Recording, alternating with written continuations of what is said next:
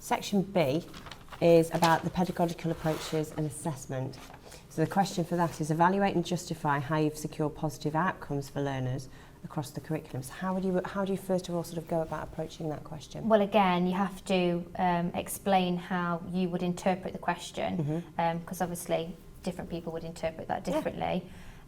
So when you're evaluating, obviously you are summing up and you're justifying. So you've got to make sure you're doing all these things when you're obviously talking about the question. It's about what the question means to you as Yeah, well, exactly. isn't it? Interpreting the question. And being able to justify why you've made the choices that you So have. everybody's interpretation could be slightly different from the next person. Yeah.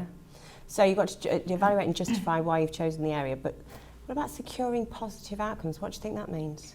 We've said it's about kind of knowledge of the children across the curriculum, because you've got to know what securing positive outcomes are. Yeah.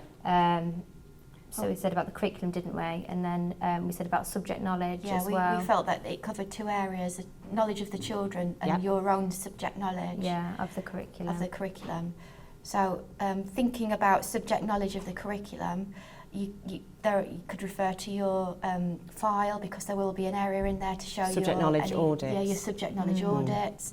You may already be doing that anyway. You'll have your subject knowledge audits anyway. You know what your strengths and your development areas are across the curriculum. Yes. So that will be something that you'll need to work on as well, and actually justify that and discuss that in as part of the question. Yeah. But then it's actually looking at how you have proved or evidence that you've provided positive outcomes for the learners. So what kind of evidence do you think would you collect for that? Well, we feel that it covers knowledge of the children across the curriculum. Isn't just it's not just one area. It's knowledge. It's securing a positive outcome is a lesson, or it's a part of a lesson. How are those children meeting the learning objective through the success criteria? So many different it's ways. not positive outcomes at the end of a unit. Yeah.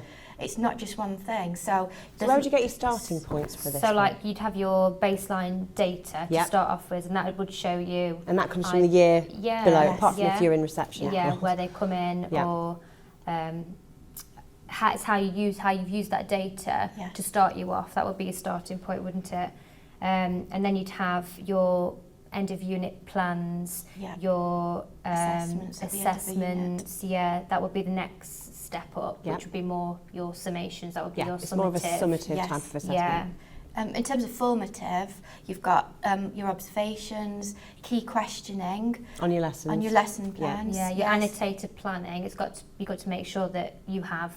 What do you think you need to have put on your lesson plans so you can use that as really good evidence for question 2? What you need to do is what's your reflections, your implications.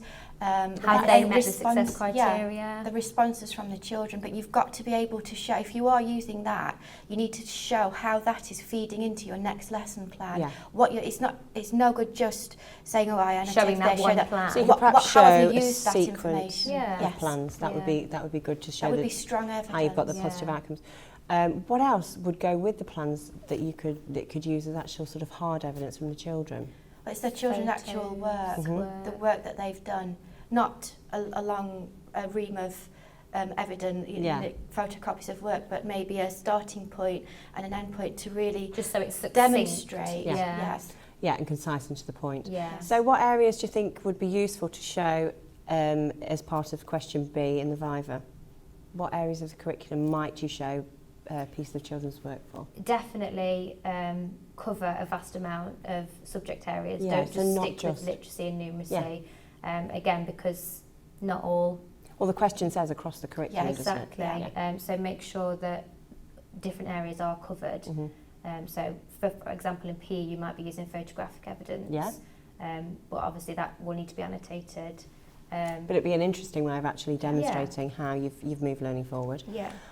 Secure positive outcomes. What about maybe an area such as art or music or geography? Well, you could state whether they have met the learning objective. What it was. What was it for the session?